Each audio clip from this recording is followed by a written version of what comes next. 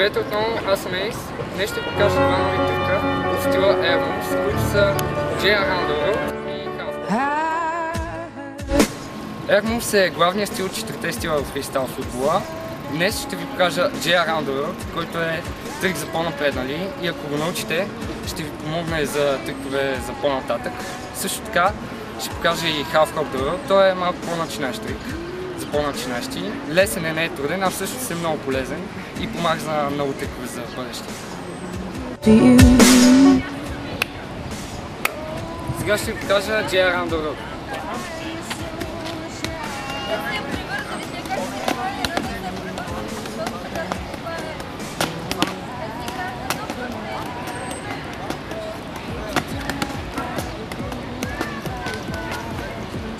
За този трик трябва да сте научили добро високо Around the World и реверс кросовер. Научавайки J-Around the World, ако сте научили тези два трика, ще научите трика по-лесно. Също така, ако научите J, ще направите Back Around the World и Holding Back по-лесно.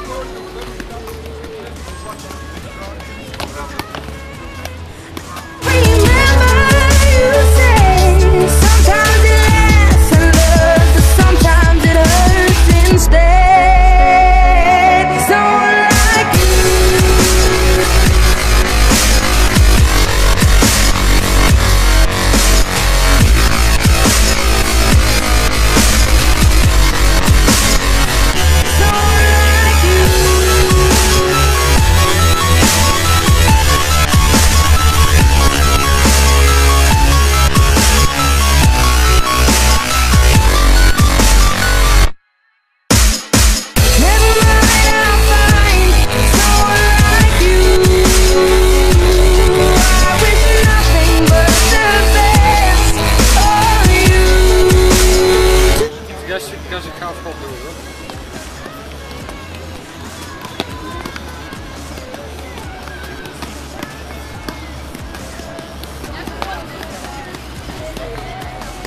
Този трик е много по-лесен от J-Around the World, просто трябва повече бързина.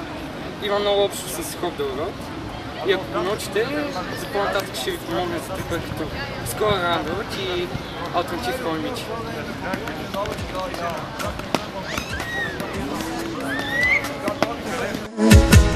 Time flies and yesterday was the time of our lives. We were born and raised in a summer haze, bound by the surprise of our glory days. I hate to turn up out of the blue uninvited, but I couldn't stay away.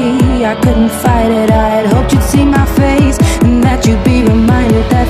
Също така, както знаете, ако повторението на забавен кадър не ви е помогнало, може да отидете на моята фен страница, която е дадена долу в описанието.